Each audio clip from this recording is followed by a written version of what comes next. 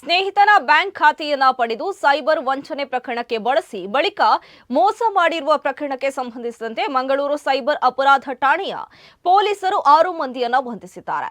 ಇನ್ನು ಬಂಧಿತರನ್ನ ಆಂಧ್ರಪ್ರದೇಶದ ನೆಲ್ಲೂರಿನ ಶೇಖ್ ಕರೀಮುಲ್ಲಾ ಯಾನೆ ರಸೂಲ್ ಮತ್ತು ಉತ್ಪಲ ಸಂತೋಷ್ ಕೃಷ್ಣ, ಕರ್ನೂಲಿನ ಬುಡೆದಿನ್ನೆ ವಂಶಿ ಯಾನೆ ಗುರು, ತೆಲಂಗಾಣದ ಪಂಡಿತಿ ಕ್ರಾಂತಿ ಕುಮಾರ್, ಬುಡೆ ಶ್ರೀನಿವಾಸ ಮತ್ತು ಮುಲ್ಕಿಯಾ ಇಬ್ರಾಹಿಂ ಎಂದು ಗುರುತಿಸಲಾಗಿದೆ.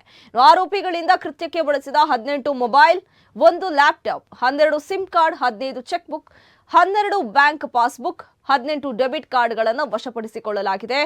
ಆರೋಪಿಗಳು ಸಾಮಾಜಿಕ ಮಾಧ್ಯಮಗಳ ಮುಖಾಂತರ ಆಕರ್ಷಕ ಜಾಹೀರಾತುಗಳನ್ನು ನೀಡಿ ಬ್ಯಾಂಕ್ ಖಾತೆದಾರರಿಂದ ಸಂಪೂರ್ಣ ವಿವರವನ್ನು ಪಡೆದು ಒಟಿಪಿಯನ್ನು ಪಡೆದುಕೊಂಡು ವಿದೇಶದಲ್ಲಿರುವ ಸೈಬರ್ ವಂಚಕರಿಗೆ ರವಾನಿಸುತ್ತಿರುವುದು ತನಿಖೆಯ ವೇಳೆ ತಿಳಿದುಬಂದಿದೆ. ಇನ್ನು ಪ್ರಕರಣದಲ್ಲಿ ತಾಂತ್ರಿಕ ಸಾಕ್ಷ್ಯಾಧಾರಗಳನ್ನು ಕಲೆ ಹಾಕಿ ಪರಿಶೀಲಿಸಿದಾಗ ಹೈದರಾಬಾದ್ನಲ್ಲಿ ಸೈಬರ್ ವಂಚನೆ ತಂಡ ಕಾರ್ಯಾಚರಿಸುತ್ತಿದ್ದು, ಸೈಬರ್ ಅಪರಾಧದ ಪೊಲೀಸ್ ತಂಡವು ಹೈದರಾಬಾದ್ಗೆ ತೆರಳಿ ಸೈಬರ್ ವಂಚನೆ ತಂಡವನ್ನು ಪತ್ತೆ ಮಾಡಿ 5 ಜನರನ್ನು ಹೈದರಾಬಾದ್ನಲ್ಲಿ ಓರ್ವ ಆರೋಪಿಯನ್ನು ಮಂಗಳೂರಿನಲ್ಲಿ ವಶಕ್ಕೆ ಪಡೆದಿದೆ.